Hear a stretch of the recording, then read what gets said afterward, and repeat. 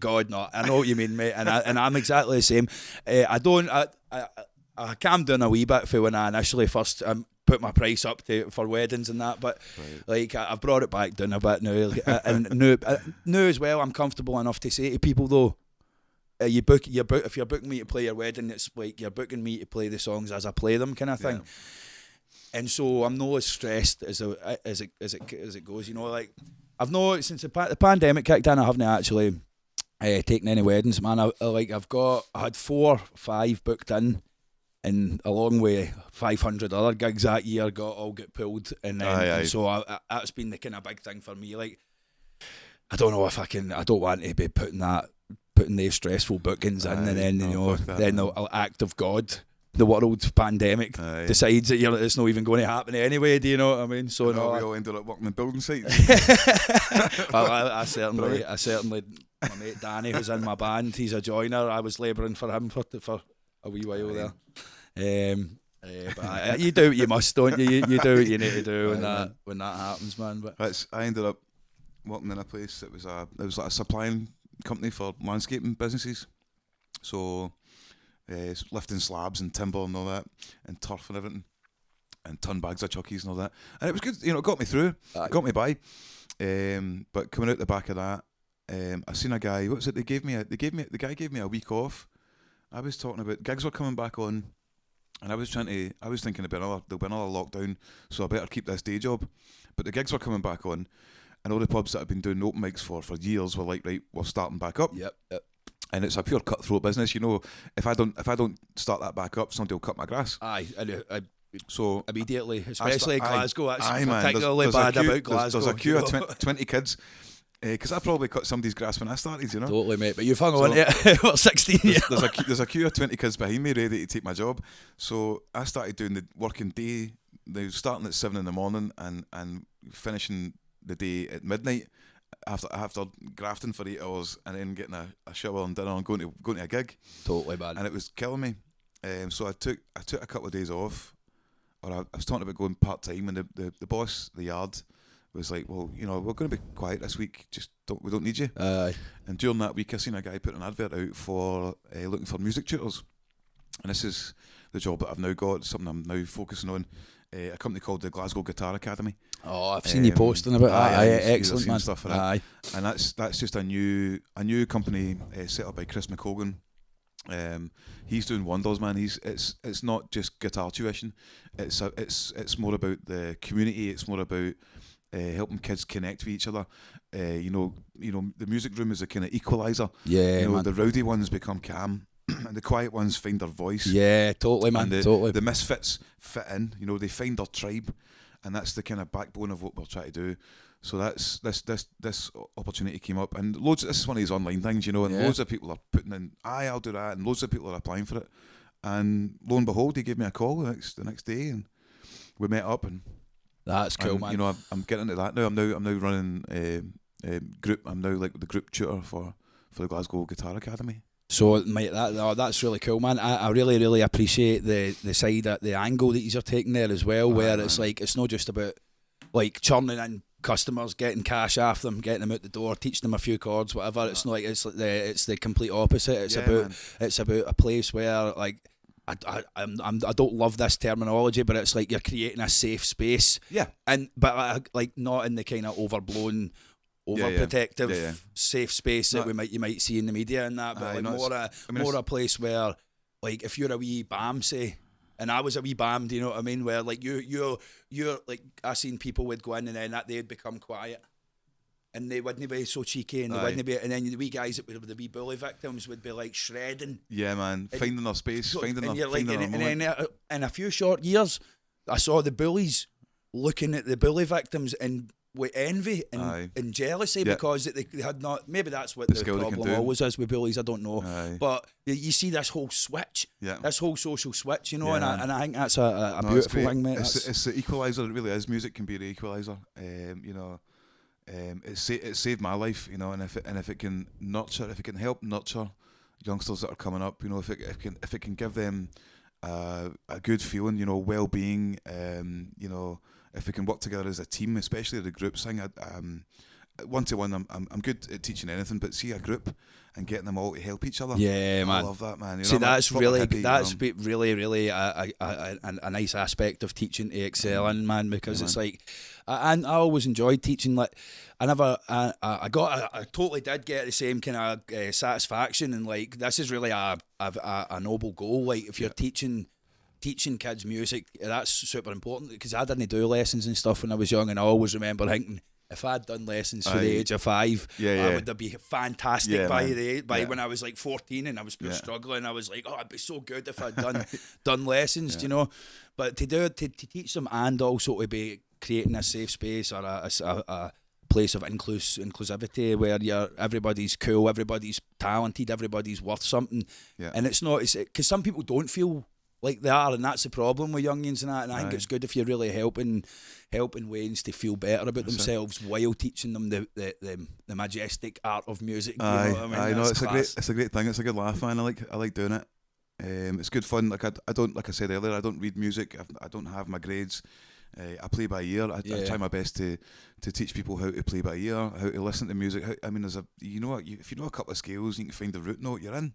You know, you can work it out. It, mate, totally, circle of fifths before you know it, you're in. A wee handful of musical theory tricks. A wee handful of theory, and there's 12 notes. It's not that difficult. It's a wee bit of maths, a wee bit of theory, and you're in. You can have so much fun with it. Aye. You know, I'm aiming towards putting small concerts together during the summer. In the kind of similar vein to what Neil was doing when we first met. Aye, excellent, exactly, man. That's brilliant. Exactly and then things go full circle, don't they? You know, that's class. Thing, you would have been doing stuff like that, no doubt, or seen that when you were young, and then now you're putting that on for people. And again, Wayne's their first gigs and stuff is great, man, because that was another thing. It's like, you don't come by much gig experience, even if you're like into music.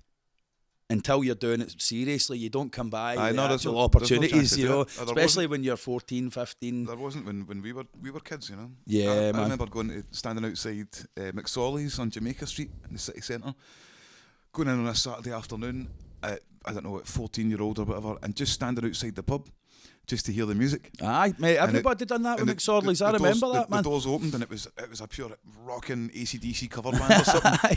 You know, and you got a wee peek inside and you're like, oh, I can't wait to get in there. Aye. You know, that was as close as you got to gigs. Totally. McSorley's, I remember my mum that been that to me as well. Oh, McSorley's and that in Glasgow, this is the place and that. So when we were up shopping and that, you would be like, oh, what's going on? That? And then eventually getting in for a pint and that when you were older. That was great, man. Great, but no, that's brilliant, man. Right, so here's a wee question then, right? What would you say is your biggest failure, and what did you learn from it? Good question. My biggest failure. There's a few different angles to this. My biggest failure comes hand in hand with my biggest success. I started. Nice answer. I started once the Southside Sessions had been going for about 8 years.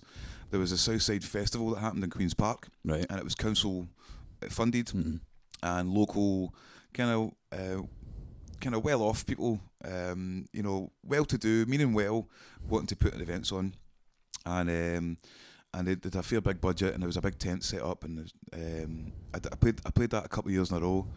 But at 9 o'clock, it happened on a Saturday and Sunday in May, and at 9 o'clock at night, we were all kicked out the park, and that was it. There was nothing on, and it got me thinking, like, we should have something round about this. That goes on afterwards. Why do we have a whole week of like events and pubs and clubs that then has the festival, and then we all have a nightclub to go to afterwards?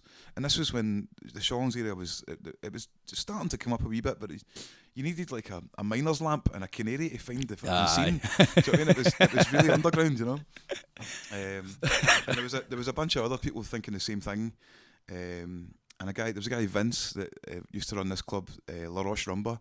And it was so underground, you know. It was a wee social club. It was really cool, man. You know, it was a cool wee thing.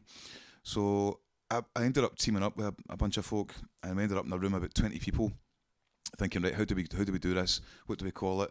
And I said straight away, look, there's going to be no money in this. You know, having done my 7 years of scraping by, stealing things at supermarkets, there's going to be no money in this. We're going to need to put a lot of effort. we're going to need to twist arms, we're going to need to get favours, we're going to need to rope all the venues in, all the shops in, Aye. we need to put a brochure together, basically copying the Edinburgh Fringe. Fringe, aye. And we have the Ballock Folk Festival, used to be very similar as well. Aye. It was there used to be a tent in the park, but all the pubs run by it would join in it. Aye, I don't know what's going on with that now, but I played it a few times. Oh, did you? Aye.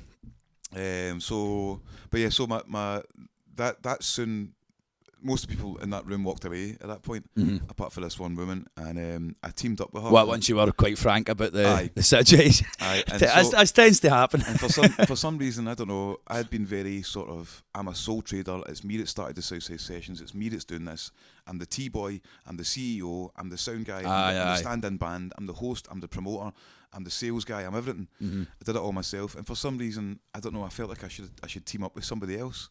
A moment of weakness. So we did some great things, and it became huge. I did all the bookings, I designed all the programs, the posters, I roped in all the venues. We did it on nothing. We did it on favours and freebies, and it wasn't just me doing it, but I was the one driving it. And eventually that relationship turned sour.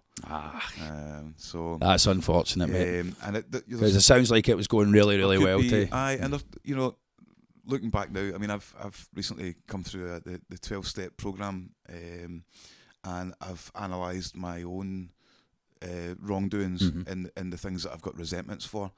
I still owe a few people some amends on that story. Maybe my attitude, maybe my fuck yous all, I'll do it myself attitude was the thing that caused the problems in the first place.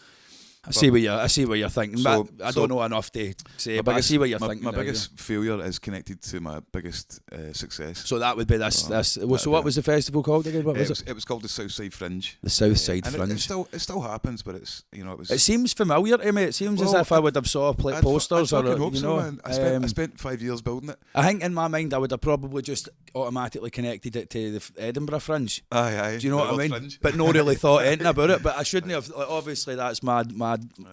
That's maybe just my level of knowledge on that world at the time. But it does seem familiar, mate. I think I might have. Thing when I walked away from it. It was the biggest community-run festival in the Greater Glasgow area. 270 something venues, events in 50 something venues. That's brilliant, man. 2 weeks. That's really cool, man. It was massive, and it still does happen. I think it's going to be a week long this year, and I've got no big resentment against it anymore. But I'm no longer associated. I moved out of Glasgow because of this. Right. And what I've done now is I landed right on my feet. I'm happy. I'm halfway between the beach and the city. I've still got the gigs that I want to do. Yep. I don't need to promote children's storytelling, amateur dramatics, and all sorts of shite that comes with that kind of thing. Aye, so totally. I'm a lot happier now. So no, well that's it, mate. Like sometimes I'm looking for the expression and I can't find it, but like sometimes you need these mistakes or these bad events to really show you what you had or where you're going to end up going. And it sounds like as you say, you fell on your feet there, mate. Man. So that's the biggest failure, right? And your biggest success. But what did you learn from it? Well, I'd say my biggest failure at that time was teaming up with somebody else. Trusting somebody else. This business is evil. And I should have trusted myself to just go ahead and do it myself. In the first place, So more self-confidence, more belief in your original idea, and not having that moment of faltering where we all go, oh, shit, I can't do this. I need help for it. I need to take that. That makes sense, mate. When my business partner squeezed me out, she did it in the right snide way. Changed all the passwords and all that from all the social media stuff. Oh God! And then hit me with a salt ultimatum, like come back in under my guidance, or just walk away. And I'm like, fucking what? Oh right, man. Sounds like something that's been they'd done before anyway. Do you know what I mean? So my mistake then was that I walked away from it for the first time in my music career. I didn't start a fight, and I didn't fight for what I wanted. But I've learnt from the back of that just wasn't for me at the time.